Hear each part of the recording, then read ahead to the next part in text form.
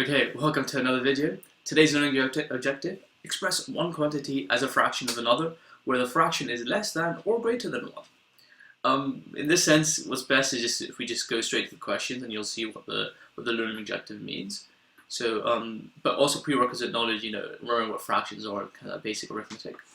Okay, so a container holds 1.5 liters of water. A cup has a capacity of 405 milliliters. A cup of water is poured from the container.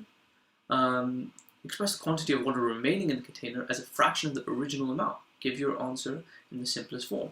Okay, so let's pretend we have that's not a straight line. So let's say we have a bottle here. There we go, and it's 1.5 meters. Let's just say it's 1.5 liters, as we said. And so originally we had 1.5 liters, but then we pour the cup of 405 milliliters. So now that we've poured that water away, we're only going to be left with 1.5 liters minus 405 milliliters. And let's convert this all into the same unit so we can do it, the kind of addition, sorry, the subtraction.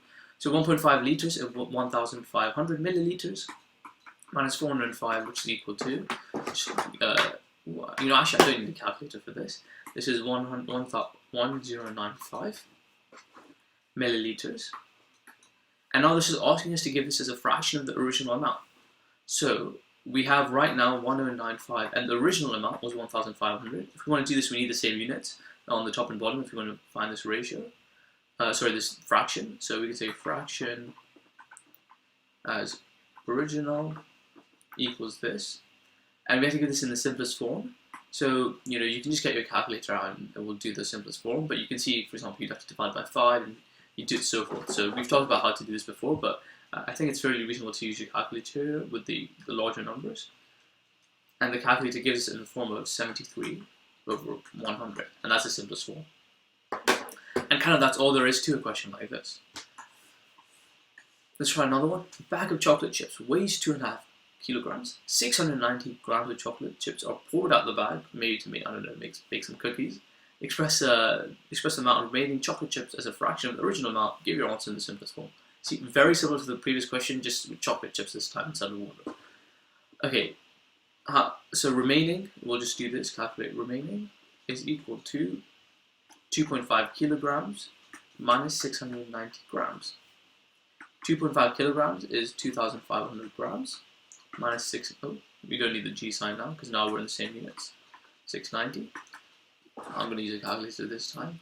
You could definitely do this in your head, but I'm a bit lazy. That's 1810 grams. As a fraction of the original, okay, well, fraction of original is equal to 810, and then divide by the original. Divide by 2500, and again, what about the calculator? Plug the numbers in, you got 181 over 250. So in general, kind of, I think, it might have become obvious now, but just to kind of make it crystal clear, what you do is, if you want this as a fraction of something, so whenever you calculate something as a fraction of something else, you just put the thing you're calculating as a fraction of on the bottom. So fraction of, I'll say, and I'll just call this thing. I know these aren't kind of technical words, but that's basically how you do it. So if I were ask you to calculate, say there's 5 chocolate chips say 5 sweets in the basket, or say 5 sweets in the celebration box, yeah? In celebration box.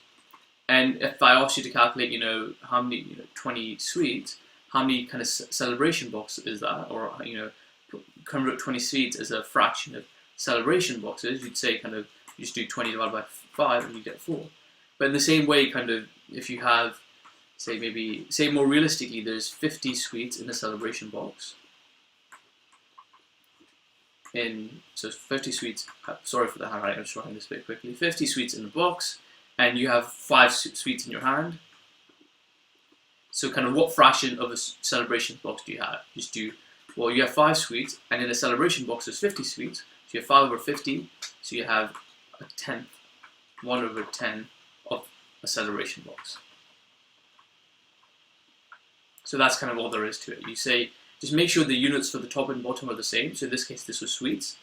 And then you say, and then the final unit you give it in, you say, if these units are the same, the final unit you give it in is of kind of whatever this value was. So this was a celebration box.